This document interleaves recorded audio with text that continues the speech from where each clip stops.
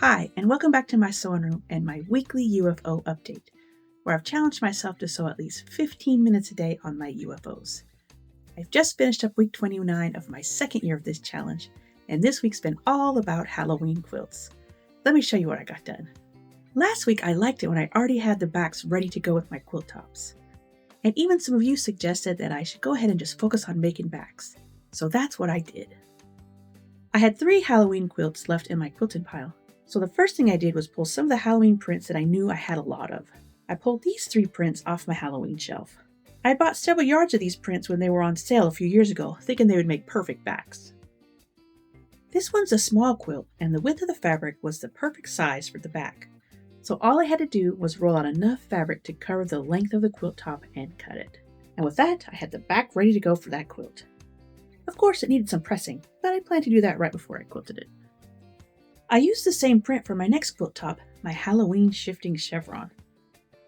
This time I rolled out enough fabric to cover the length of this quilt, but I cut this one down the center. I added a nice rusty orange for my fabric chunk shelf, and I flanked it with a dark gray. I didn't want to use a solid black, as I felt it would be too dark and stand out more than I wanted. Third, I worked on the back for my orange spiderweb quilt. I used the jack-o'-lantern print for the back of this one. I split this one in half too, but I couldn't find the right print I wanted to go in the center. So I just went ahead and cut another strip of the main print, and I flanked it with the 2 orange strips that I had already cut out. I sewed all the pieces together for both backs, and then I put them and their tops back on the quilting pile. So by the end of my first day, I had 3 Halloween quilts with backs ready to go, sitting on the top of the pile. In the rest of the pile, I still have my frog shifting chevron, which I still haven't found a good back for, a flag quilt, which I have the backing fabric picked out for, but I just haven't cut into yet, and my potted succulent quilt is right at the bottom. This one has a back ready to go, but I want to custom quilt it, and usually the custom quilting candidates always seem to take the longest, and they keep getting moved to the bottom of the pile.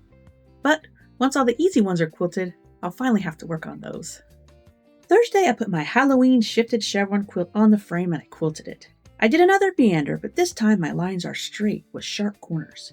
To me, this feels like a great meander for Halloween quilts, and it quilts up pretty fast. It's the same method as an all-over wavy meander, just not as smooth flowing with the machine. You stitch a short straight line, stop, turn, stitch, stop, turn. I like it a lot, and it's forgiving as not all the lines or angles have to be the same. I added the binding right after I quilted it, and I had another quilt finished and off the UFO list. This was one of the tops I had made earlier this year for my shifting chevron quilt tutorial. I'm glad I tried this pattern with Halloween fabric. I love it.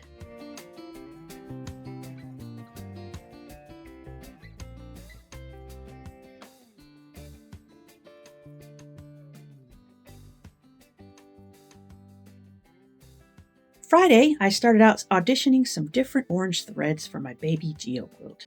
I've used bright threads on black fabric before and I loved how it turned out, but this time I wasn't really feeling either of these oranges. After staring at it, I felt having orange thread all over might end up losing the shapes of the orange blocks. So I decided to go with the black thread, and I'm glad I did. The orange shapes still pop, and the black thread going over them doesn't really stand out on the orange as bad as I thought it would. I used the same quilting pattern for this one as well. This quilt was so small, I had it quilted up in a little over 30 minutes. I put a fun orange and black stripe binding on it, and then I had another finish off my UFO list in just under an hour. This quilt was also another sampler top I made for my Baby Geo quilt tutorial in 2025. And this is the last one from that video that needed quilting. So no more UFOs left over from that tutorial. Saturday, my husband and I were away from home, but I brought one of my Halloween quilt kits with me to cut out. This one is called Stars and Windows by Riley Blake, and I bought it last year when it went on sale in December. When I opened it up, it had 21 fat quarters, and some yardage for the background, borders, and binding. It has a nice booklet pattern along with an extra printout of the full image of the quilt to help with fabric placement.